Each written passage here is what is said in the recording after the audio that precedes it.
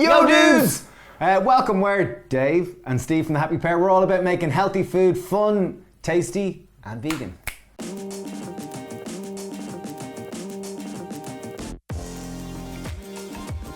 Today we got for you a vegan poke bowl, really tasty, simple, delicious and yum. It has its roots in Hawaii and it's typically made with fish. Obviously ours is vegan, so it's not.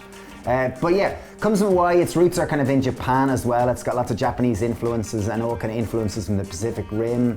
It's really bright, colourful and tasty, and it can be customised in loads of different ways. So here's how we do it.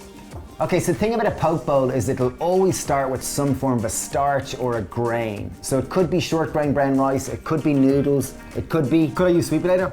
You could if you wanted, but usually it's a bed of some kind of a grain. So sweet potato is nice on top, but typically it would have quinoa, short grain brown rice, noodles or couscous or something like that. We went with quinoa! Really simple. So mine's nice fluffy quinoa. David, my word, your quinoa is fabulous. It's wonderfully fluffy. It really is, turned out great today, I'm chuffed with it. Yeah.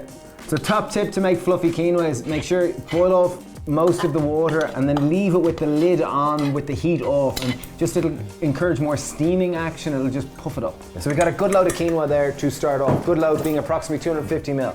Okay, next up, seaweed is something that's typically always in some form of poke bowl. So it could be arame, it could be kombu, could be wakame, it could be wakame, it could be any kind of seaweed. So I've got a dried seaweed, we've got arame. Arame is a nice one in that it's kind of already shredded for you. Simply all we're going to do is rehydrate it in a little bit of water. So that's it, just leave it sit for a couple of minutes and it gets nice and soft. And it'll add a nice little kind of note to it, as well as vitamins and minerals, mostly minerals. Okay, so our protein of choice, we're going to base it around tempeh. If you don't have tempeh, you could use tofu, and if you don't like either, you could use mushroom. So we're going to chop it just slightly at an angle just to give it a little bit of a more interesting look. Okay, so I've got a pan on a high heat and I'm adding in about a tablespoon and a little bit of oil. So okay, tablespoon and a half of oil in the pan. In goes tempeh. Tempeh, if you don't know, originally comes from Indonesia, and it's a whole soya bean has been partially digested by a culture. So the thing about a poke bowl is it's visually very pretty in colours. So we've got our tempeh in the pan. We're going to add in half a red chilli. It's going to give a nice bit of spice and a nice pop of colour. I've left the seeds in it because I want it a little bit spicy, and obviously remove the seeds or any white membrane from the inside to make it less. What goes great with the tempeh as well, I've finely chopped 2 cloves of garlic and a thumb-sized piece of ginger, so they're going in too. So I've got 3 scallions here. I'm going to chop them in. Just, I don't know, again, I'm chopping them at an angle because, as Dave mentioned, poke bowl has some of its roots in Japan, and often Japan they've kind of interesting cuts in their veg just to make them visually look a little more interesting. So I'm just chopping it at a 45-degree angle. Boom, in goes the scallions. Beauty, they look cool. So as soon as the tempeh starts to char and kind of golden up a little bit, this is when I'm going to introduce Tamari! Just a wheat-free soy sauce. But use soy sauce instead of it. I'm going to add in 2 tablespoons. 2 generous tablespoons a day. 2, yeah. So it's about 100 grams of tamari, or tempeh we have, and we're adding in 2 tablespoons of tamari. Oh, nice bit of sizzle. So we turn the heat off that. We're just going to leave that to continue just to cook. The pan has still got quite a bit of residual heat. Just leave it just to kind of char up a little bit more. Now it's time to pimp up our poke bowl. Okay, let me move that. Okay, this is the fun bit. So as we said, you want to start with a bed of some form of a grain. We've got our quinoa here.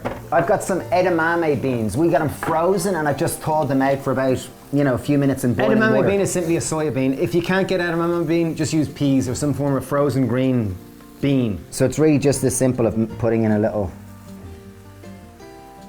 Take a vegetable peeler. Take 1 carrot. I'm going to just peel it in long strips. I've given this a good scrub. It might look not that scrub, but I've given it kind of a good scrub. Just get some big long strips of it. And we're going to roll these up. So we're going to roll them into little ribbons, is that what you call them? Yeah, if you can roll them, it's a tiny little detail, but it just makes them visually in your mouth, they'll taste a little bit, kind of just the texture will be a little bit different, and they'll just appear kind of a little more exotic and a little more, they almost look like smoked salmon there. Next step, time to bring on le fat et le bon fat, the good fat. So we've got a Hass avocado, or any form of avocado that you like, Hass, Forte, Pinkerton, etc.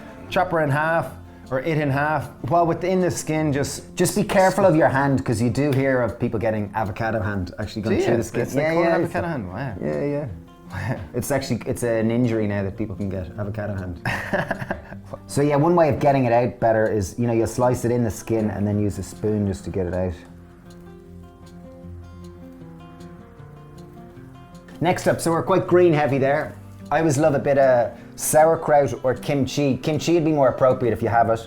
Again, you're getting a different taste profile. Here you're getting an acid, because sauerkraut can be a little bit acidic because it's been fermented for a little bit of time. So you're getting a different variety of flavor, which I think is important with any of these type bowls. In honor of Hawaii, we have fresh mango. Again, if you can get it, worth seeking out. If you can't, don't worry.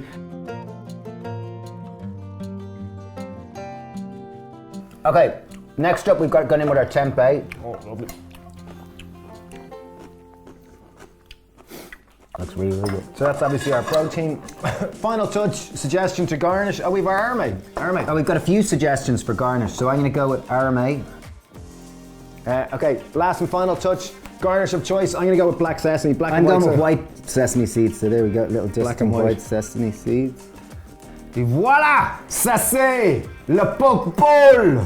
But that's it, vegan poke bowl. Really simple. You can customize it to any way that you want. If you look online, there's loads of different photos of how people have done it. It's really a really super colorful, veg-based, vegan-tastic poke bowl. Very simple, healthy, tasty, delicious. Couldn't recommend this more. The tempeh in it is amazing. If you're kind of looking for something that's epic, that's simple, tasty, and wow. And in case you haven't noticed, we've got a new cookbook. It's coming out in May. It's available for pre-orders, Recipes for Happiness. It's got 100 vegan recipes, and it's got mine and Stephen's recipe for happiness. So we go into a bit of lifestyle in it too, so it's really cool. It's available for pre-order from the link below if you're interested. Thanks for watching, dudes. Check us out on Instagram if you're looking for kind of daily stories or just kind of more about our business. Sending you lots of love. Cheers. Bye.